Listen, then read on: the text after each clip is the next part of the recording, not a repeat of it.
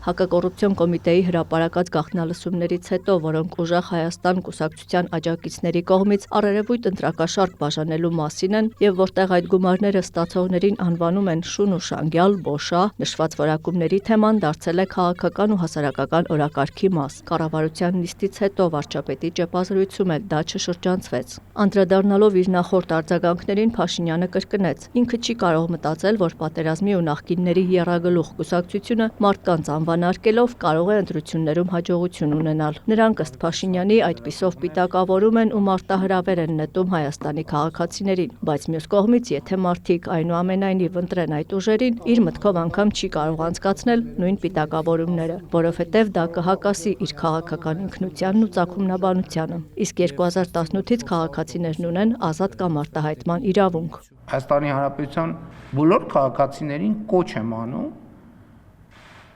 իրենց քաղաքական դիրքորոշմամբ ցույց տալ, թե ով է իրականում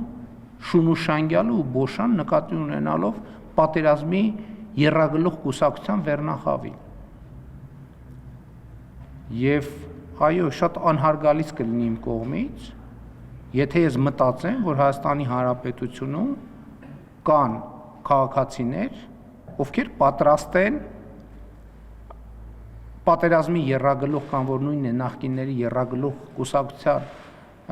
ներկայացուցիչների մարտահրավերը կուլ տալ եւ այդպիսի քաղաքական ընտրություն կատարել։ Ընդդիմությունը մենակ այդ երեքը չեն, էլի ընդդիմություններ կան, որոնք ոչ ժեխ են ասում, ոչ շունուշանգյալ են ասում։ Թեմայի վերաբերյալ մյուս հարցը դիտարկում էր այն մասին, որ քաղաքացիների հասցեին որակումները հնչեցրել են կուսակցության աջակիցները։ Արդյոք ճիշտ է դա վերագրել մի ամբողջ քաղաքական ուժի, ու արդյոք նույնը կարող ենք ասել քաղաքացիական պայմանագրի մասին, եթե 10-րդական որևէ աջակից նման արարք թույլ տա։ Եթե որևէ ԿՊԱ-կան նման արտահայտություն անի եւ մենք նրան իմանանք եւ համապատասխան միջոցներ չձեռնարկենք եւ չդատապարտենք հրապարակային եւ կարգապահական վարույթ չհարուցենք, այո, դուք կարող եք ասել։ Փաշինյանի քաղաքական զգացողությունը հուշում է, որ պատերազմի եռագլուխ կուսակցություններից ոչ մեկը չի հաղթահարելու խորհրդարան մտնելու անցողիկ շեմը։ Շատ հետաքրքիր զարգացումներ են տեղի ունենում։ Այդ ուժերը այն սկզբից ես երբ որ իրանց մտքերի ընթացքը վերլուծում էի եւ ասում էի, որ այդ ուժերի հաջողությունը նշանակում է պատերազմ, իրանք սկսեցին շատ ակտիվ հակադարձել։ Հիմա այդ մարդիկ բաց խոսում են պատերազմով Ղարաբաղը վերցնելու մասին։ Դուք հասկանում եք սա ինչ աղետի պոտենցիալ է Հայաստանի Հանրապետության համար։ Բաց տեքստով են արդեն դրա մասին խոսում։ Ում նկատի ունի վարչապետը, երբ խոսում է օտարերկրյա գործակալների մասին, բացահայտված դեպքեր կան թե ոչ։ Այս հարցին պատասխանելով Փաշինյանը նշեց, երբեմն դրանք ուղղակի որպես պատկերավոր ձևակերպումներ են օգտագործվում։ Բայց ուզում եմ գաղտնիք բացահայտել, մենք ունենք անձանց բավականին հաստափոր տրցակ, ով մեր մարմինների գնահատմամբ եւ ձեռք բերված տվյալներով գործում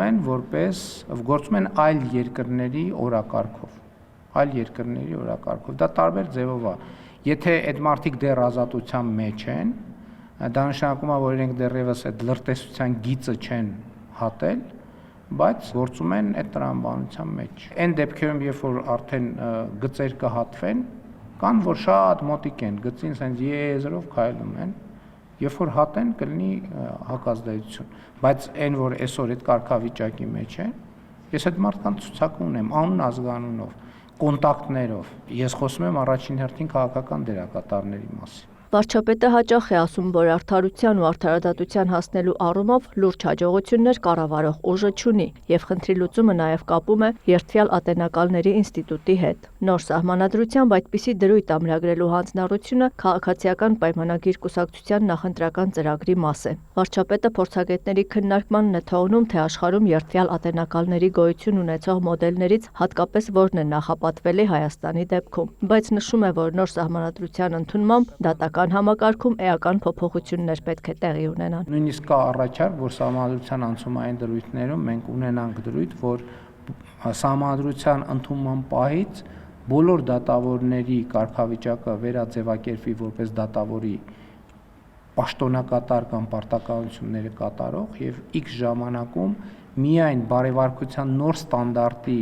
հաստատմամբ, որի հաստատումը հնարավոր կդառնա արդեն նոր իրավակարգավորումներով, որտեղ բաներ կա, որ մեր իրավակարգավորումներով հնարավոր չի, նրանք կվերանշանակվեն։ Փաշինյանը կարծում է, որ չի կարող լինել իշխանություն, որն օրգանական կապ չունի ժողովրդի հետ։ Հետևաբար նաև կարծում է դատավորների ընդհանուր ժողովը, ասենք օրինակ, չպետք է իրավունք ունենա ընտրել բարձրագույն դատական խորհրդի անդամ։ Այդ որոշումը պետք է կայացնի ժողովրդի առաջնային մանդատը կրող ազգային ժողովը։ Նոր սահմանադրության տեքստին, որն արդեն պատրաստ է, վարչապետը ծանոթացել է։ Կողմ է նաև մինչև ընտրությունները դրա հրապարակմանը։ Բայց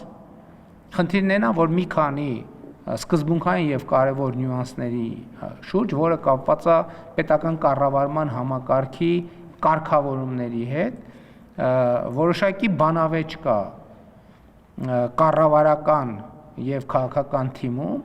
եւ ես չեմ ուզում, որ մենք հրապարակենք թուղթը առանց այդ բանավեճերը հասցեագրելու։ Եթե նախընտրական շրջանում հրապարակել չհասցնեն, դա կանեն ընտրություններից հետո։ Լրագրողների հետ ճեպազրույցում երկրի ղեկավարը նաև ասաց, Ռուսաստանի հետ պայմանավորվածություն կա իրագործելու ռազմատեխնիկական գործակցության շրջանակում ունեցած համաձայնությունները։ Մենք ռազմատեխնիկական համագործակցություն ունեցել ենք, որը ինչ-որ մի ժամանակ էականորեն կամ ընդհատվել էր կամ քչացել էր, եւ մենք այո ունենք պայմանավորվածություն, որ նախկինում ձեռք բերված պայմանավորվածությունները իրագործենք։ Անդրադառնալով Հորմուզի նեղուցի շուրջ ստեղծված իրավիճակի պատճառով Իրանից ներկրվող ապրանքների հետ կապված հնարավոր խնդիրներին, գնաճ, դեֆիցիտ, մատակարարումների շղթայի խափանում, կա արդյոք պլան B նման հեռանկարից խուսափելու համար։ Վարչապետն այս հարցին պատասխանելով նախ նկատեց, որ Հայաստանի երկու բարեկամ երկրների՝ Իրանի եւ ԱՄՆ-ի միջև բանակցությունները կարծես թե առաջընթացի դինամիկա ունեն։ Ասաց, այլընտրանքներ ընդհանուր առմամբ ձևավորել են, բայց Իրանի հետ գործակցության մեր պատկերացումը ռազմավարական է, եւ Հայաստանն ընդհակառակը ուզում է ընդլայնել Իրանի տարածքով մեր լոգիստիկ շղթաներն ու հնարավորությունները։ Եվ նաեւ այս առումով է շատ կարեւոր TRIP նախագծի իրագործումը, որովհետեւ դրա արդյունքում ուզում եմ հիշեցնել, մենք երկաթուղային կապ կստանանք Իրանի Իսլամական Հանրապետության հետ, որի պարագայում Հայաստան ապրանքների ներկրումը եւ Հայաստանից ապրանքների արտահանումը էականորեն կհեշտանա։ Վարչապետը վստահություն հայտնեց, որ ապրանքների դեֆիցիտ չեն կունենա, չբացառելով գնաճը։ Եթե ծագման կետում կամ միջազգային շուկայում այդ ապրանքի գինն աճում է, Հայաստանը դրա վրա ազդելու սահմանափակ հնարավորություններ ունի։ Ու թեպետ մատակարարումների առումով այլընտրանքներ կան, Փաշինյանը համոզված է, որ առաջիկայում էլ TRIP նախագիծը շուտապույտ կիրագործվի, որի արդյունքում նաև կձևավորվի Իրան-Հայաստան եւ Պարսից ծոց-Սև ծով երկաթուղային կապ, որը ձեռնտու կլինի բոլորին՝ Իրանին, Հայաստանին, Վրաստանին, Ադրբեջանին, Թուրքիային եւ Միացյալ Նահանգներին։ Աննա Զախարյան, Ռաֆիկ Սողոմոնյան, Լուրեր։